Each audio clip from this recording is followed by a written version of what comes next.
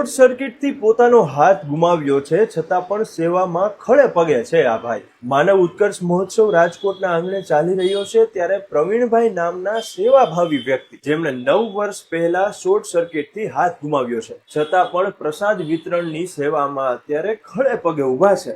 પછી જ્યારે અત્યારે તમે સેવા કરો છો, તો કોણ પ્રેરણા સ્ત્રોત છે તમારું? આમ જોઈએ તો પ્રેરણા સ્ત્રોત તો આપડે અપૂલ મુની સામી જ છે, કેમ કે એને જયારે હું મળ્યો તો ત્યારે હું એમ કે મને શોટ લાગ્યો ને પછી 1-2 વર્ષ પછી મારા બધા ઓપરેશન ને બધું ચાલુ હતું.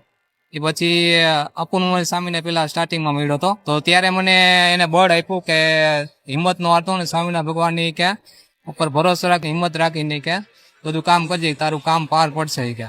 કેવો આનંદ આવે જ્યારે અહીંયા સેવાનો મોકો મળે ત્યારે? સેવામાં આનંદ તો ઘણો આવે છે, ખરેખર તો આમાં બળે મળે, એમ હિંમત રહી અંદરથી, એક જાતની અંદરથી જ આમ હિંમત ને ખુશી થાય.